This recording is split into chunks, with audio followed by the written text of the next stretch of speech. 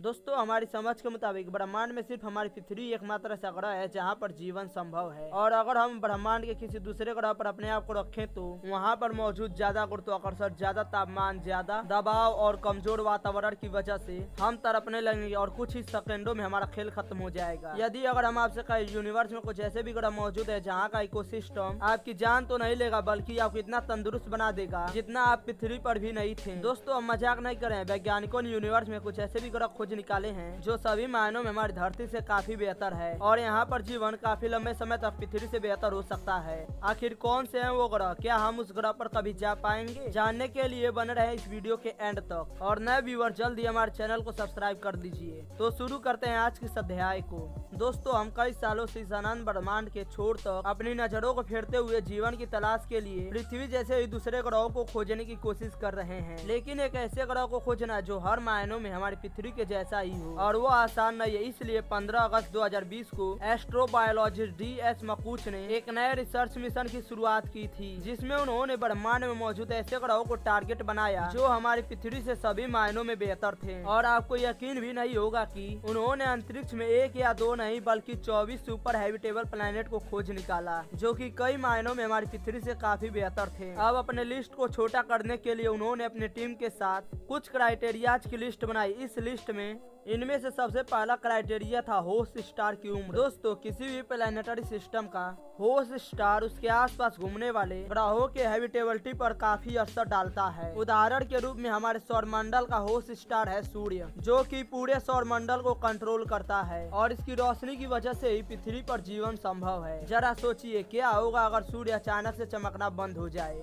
और रोशनी और गर्मी देना बंद कर दे तो साफ तौर पर पृथ्वी पर से जीवन का अंत हो जाएगा। और हम आपकी जानकारी के लिए बता दें कि हमारा सूर्य एक येलो ड्वार्फ स्टार है जिसकी उम्र लगभग 10 बिलियन साल है। इसके बाद ये एक रेड जाइंट में बदल जाएगा और वहीं ऑरेंज ड्वार्फ की उम्र 20 से 50 बिलियन सालों तक होती है। और ऐसे में एस्ट्रोबायोलॉजिस्ट डॉक्टर मकूच ने ऐसे ग्रहों को चुनने का फैसला किया जो ऑरेंज स्टार के आसपास परिक्रमा कर रहे थे ताकि वहां पर लंबे समय तक जीवन संभव हो सके। और दूसरा क्राइटेरिया था पानी की मौजूदगी। वैसे तो एक सही प्लैनेटरी सिस्टम मिलने के बाद भी उस प्लैनेट्स और उसके होस्ट स्टार के बीच की दूरी को नापना और जिससे हमें इस बात का पता चल सकता है कि वह प्लैनेट हैबिटेबल जोन में है या फिर नहीं, जिससे हमें उस प्लैनेट पर मौजूद पानी की मात्रा के बारे में पता चलता है। और पानी के बिना किसी भी लिविंग ऑर्गेनिज्म का जीवन संभव नहीं और इसलिए क्राइटेरिया सबसे महत्वपूर्ण था। तीसरा क्राइटेरिया था ग्रहों का आकार और उसका द्रव्यमान। वैज्ञानिकों का मानना है कि किसी भी प्लैनेट्स का साइज और उसके द्रव्यमान से लाइफ को इन्वॉल्व होने में इन्फ्लुएंस कर सकता है। किसी भी ग्रह का जितना साइज होगा उतनी ही जगह मौजूद होगी। इंसानों और जानवरों को रहने के लिए ग्रहों का द्रव्यमान जितना ज्यादा होगा उतनी ही ज्यादा ग्रेविटी होगी। इसी गुरुत्वाकर्षण की वजह से हम इंसान पृथ्वी की तरफ चल पाएंगे और यही ग्रेविटी हवा को खींच कर रखेगी जिससे उसका वातावरण होगा। और एक और कंडीशन यह है कि